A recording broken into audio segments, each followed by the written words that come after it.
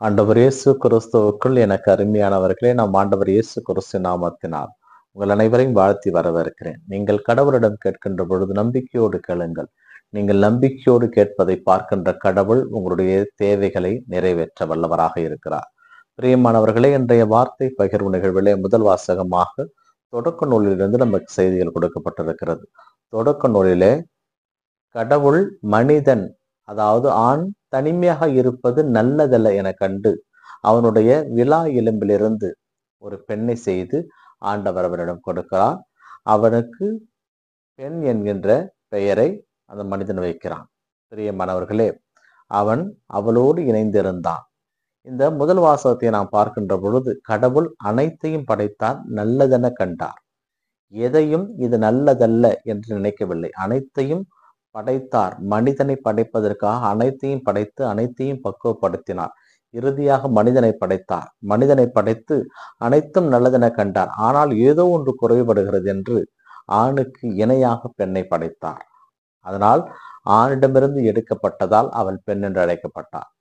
இந்த முதல் வாசகத்தை நாம் நற்செய்தி வாசகத்தோடு நாம் இணைத்து பார்க்க வேண்டும். ஏனென்றால் ஆணிடமிருந்து அவள் எடுக்கப்பட்டாள், அவள் பெண் என்று அழைக்கப்பட்டாள். அவனுக்கு கீழ்ப்படிந்திருக்க வேண்டும் என்று கடவுள் ஆசி வழங்கினார். அப்படியானால் ஆணும் பெண்ணும் வேறு வேறு அல்ல. ஆணையும் பெண்ணையும் பிரிக்க முடியாது. ஆணுக்கு உரிய சமமான நீதி பெண்ணுக்கும் வழங்கப்பட வேண்டும் என்பதுதான் கடவுளுடைய விருப்பம். ஆனால் இன்றைய நற்செய்தி வாசகத்திலே கிரேக்க பெண், சிறிய பெனிசினிய இனத்தை சார்ந்த ஒரு பெண் ஆண்டவருடைய காலடியிலே வந்து விழுந்து தனது மகளுக்கு பேய் பிடித்திருக்கிறது, நீங்கள் குணமாக்கி கொடுக்க வேண்டும் என்று ஆண்டவரிடம் தன்னுடைய வேண்டுதலை எடுத்து வைக்கிறார். பிரியமானவர்களே, இதிலே முன்னாடி உள்ள வாசகத்தை, அந்த வரியை நாம் படிக்க கடமைப்பட்டிருக்கோம். இயேசு தீர் பகுதிக்கு சென்றார். தீர் பகுதி என்றால் புறவினத்தாரர் வாழ்கின்ற பகுதி.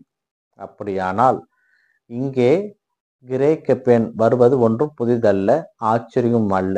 ஏனென்றால் அது புறவினத்தார் பகுதிதான், யூதர்கள் அல்லாத பகுதி. இயேசு இங்கே வந்திருக்கிறார். தான் இங்கே வந்திருப்பது யாருக்கும் தெரிய வேண்டாம் என்று விரும்புவதாக மார்க் நற்செய்தியாளர் பதிவு செய்கிறார். இங்கே நாம் மற்றொன்றை மனதில் கொள்ள வேண்டும். இப்ப தான் சென்ற இடத்திலே நான் வந்திருப்பது தெரிய வேண்டாம் நினைக்கின்ற பொழுது முண்டியடித்து கொண்டு ஒருவர் வந்து உங்கள் காலிலே விழுந்து உங்களிடம் எதையாவது கேட்கின்ற பொழுது நீங்கள் அவர்களுக்கு சொல்லுகின்ற வார்த்தை கொஞ்சம் கடினமாகத்தான் இருக்கும். அப்படித்தான் நாம் இந்த இடத்துல வைத்துக் கொள்ள வேண்டும். ஏனென்றால் தன் மகளுக்கு பேய் பிடித்திருக்கிறது, நீங்கள் அவளை சரி செய்ய வேண்டும் என்று சொன்ன பொழுது இயேசு உடனே சொல்லுவார், பிள்ளைகள் முதலிலே வயிறார உண்ணட்டும், பிறகு நாய்க்குட்டிகள் உண்ணட்டும் என்பார். ஆனால் அந்த தாய் சிறிதும் கவலைப்படவில்லை. தன்னை இயேசு அப்படி பேசியதால் வருத்தப்படவும் இல்லை. பொதுவாகவே பெண் என்பவர்கள் ஆணுக்கு இணையாக மதிக்கப்படுவது கிடையாது யூத சமுதாயத்திலே. அவர் அந்த பெண்ணை தனக்கு இணையாக பேசினாரே, அதுவரை அந்த பெண்ணுக்கு சந்தோஷம்தான். ஏனென்றால் உன்னோடு நான் பேச விரும்பவில்லை, உனக்கும் எனக்கும் எந்த சம்பந்தமும் இல்லை, உன்னோடு பேச யார் அழைத்தது என்று கேட்டிருக்கலாம். ஆனால் இயேசு கிறிஸ்து அந்த பெண் கேட்ட கேள்விக்கு பதிலளிக்கிறார். அப்பொழுது நாம் ஒன்றை புரிந்து கொள்ள வேண்டும். இயேசு அந்த பெண்ணை தனக்கு சமமானவராக பார்த்தார். முதலிலே தனக்கு சமமானவராக பார்த்து அந்த பெண்ணுடைய கேள்விக்கு இவர் பதிலளிக்கிறார். அந்த பெண்ணுடைய நம்பிக்கையை அவர் பார்க்கிறார். அதனால்தான் அம்மா உன் நம்பிக்கை பெரிது என்று ஆண்டவர் போகின்றார். இந்த இடத்திலே இயேசு கிறிஸ்து பிள்ளைகளுக்கு உரியதை எடுத்து நாய்க்குட்டிகளுக்கு போடுவது முறையல்ல என்று சொன்ன உடனே நம்மில் பலர் அதை பலவிதமாக அதற்கு ஒரு அர்த்தம் கொடுப்பார்கள். இந்த இடத்திலே இயேசு கிறிஸ்து சொல்ல வந்ததனோட நோக்கத்தை நாம் தெளிவாக புரிந்து கொள்ள வேண்டும். பிள்ளைகளுக்கு உரியதை எடுத்து நாய்க்குட்டிகளுக்கு போடுவது முறையல்ல என்று சொன்னது அந்த இடத்திலே அந்த பெண்ணை இழிவுபடுத்த வேண்டும் என்பதற்காகவோ அல்லது புற இனத்தாரை இழிவுபடுத்த வேண்டும் என்பதற்காக அல்ல.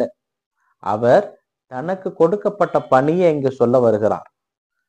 இஸ்ராயலரிடமே முதலில் செல்லுங்கள், வழி தவறி போன ஆடுகளாக இருக்கிற இஸ்ராயலரிடமே முதலில் செல்லுங்கள் என்று இயேசு தன்னுடைய சீடர்களுக்கு கட்டளையிட்டார். அப்படி இருக்கின்ற பொழுது புற இனத்த பெண்ணாக இவர் வருகின்ற பொழுது அந்த பெண்ணுடைய நம்பிக்கையை பார்ப்பதற்காகத்தான் இயேசு அந்த வார்த்தையை பயன்படுத்தியிருக்க வேண்டும். அப்படி என்றாலும் இயேசு கிறிஸ்து காரஞ்சாரமான அந்த வார்த்தையை பயன்படுத்தியிருக்க மாட்டார். நம்மிலே இன்னும் பல பேர் நாய்க்குட்டி, பூச்சிக்குட்டி, கழுதைக்குட்டி என்று செல்லமாக சொல்லுவதும் உண்டு. பொதுவாகவே நாய் என்றும், கழுதை என்றும் நண்பர்களுக்கு மத்தியிலே பேசிக் கொள்வதும் உண்டு.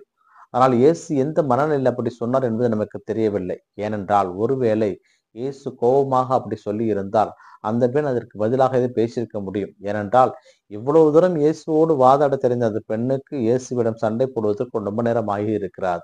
அதனால் இதை நாம் அந்த வகையில் தான் புரிந்து கொள்ள வேண்டும். இயேசு அந்த பெண்ணுடைய நம்பிக்கையை பார்ப்பதற்காக அப்படி சொன்னார். உடனே மேசையிலிருந்து கீழே விழுகின்ற அந்த சிறு சிறு துண்டுகளை நாய் தின்னுமே என்று பதிலளித்த பொழுது அந்த பெண்ணுடைய நம்பிக்கையை பார்த்து இயேசு மெச்சுகிறார். பிரியமானவர்களே, இவைகளையெல்லாம் நாம் படிக்கின்ற பொழுது நாம் மனதிற்குள் ஒன்று கொள்ள வேண்டும். என்ன மனதிற்குள் நினைக்க வேண்டும் என்றால், கடவுள் நமக்கு உரியவராக இருக்கிறார், நமக்கு தேவையானதை கொடுக்கிறார். இருந்தாலும் சில நேரங்களிலே நம் வேண்டுதல்கள் கேட்கப்படுவது கிடையாது. நம் எண்ணங்கள் நமக்கு நிறைவேறுவது கிடையாது. அந்த நேரத்தில் நாம் சோர்ந்து போகக்கூடாது. நம் அனைவரையும் இந்த உலகமே வெறுத்து ஒதுக்கினாலும், நம்மை இந்த சமுதாயம் அசிங்கப்படுத்தினாலும், கேவலப்படுத்தினாலும், ஆண்டவரோடு நீங்கள் போராட துணிய வேண்டும். ஆண்டவர் உங்களுக்குரியதை கொடுப்பார் என்பதை தான் இந்த நிகழ்வு நமக்கு எடுத்து கூறுகிறது. ஏனென்றால் ஆண்டவர் நம்மை பார்த்து இந்த வார்த்தையை சொல்லுகிறார்.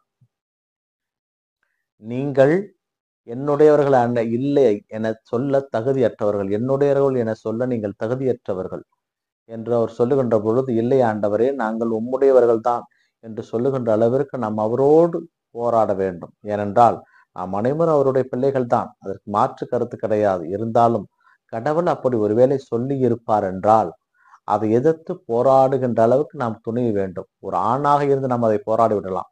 ஆனால் ஒரு பெண்ணாக இருந்து அதை சாதித்து காட்டிய அந்த கனானிய பெண் நமக்கு ஒரு மிகப்பெரிய பாடமாகவும் மிகப்பெரிய துணிச்சல் மிக்கவராகவும் இருக்கிறார். ஏனென்றால் வெரோனிகா ஆண்டவரை முகத்தை துடைத்த பொழுது அது எல்லாரும் அதை மிகப்பெரிய ஆச்சரியமாக பார்த்தார்கள். எப்படி ஒரு பெண் சென்று அங்கே போனால், வீரமங்கை வெரோனிகா என்று சொல்லுகின்ற பொழுது இயேசுவை நேருக்கு நேர் சந்தித்து வாதாடி தனக்குரிய உரிமை பெற்றுக் கொண்டாரே இந்த கனானிய பெண், அவரை என்னவென்று சொல்லுவது?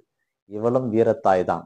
தன் பிள்ளைக்காக ஒரு தாய் எந்த அளவும் போவாள் என்பதற்கு இங்கே இந்த கனானிய பெண் ஒரு நம்பிக்கையின் அடையாளம். இயேசு கிறிஸ்து ஒரு நம்பிக்கையான ஒரு பெண்ணை நமக்கு பாடமாக கொடுத்திருக்கிறார். நாமும் நம்பிக்கையுள்ள மக்களாக வாழ வேண்டி வரம் கேட்டு தொடர்ந்து செபிப்போம். இந்த நாள் உங்களுக்கு இனிய நாளாக அமையட்டும். இறைவனை சென்று வாழ்த்து பெறுவாராக. ஆமேன்.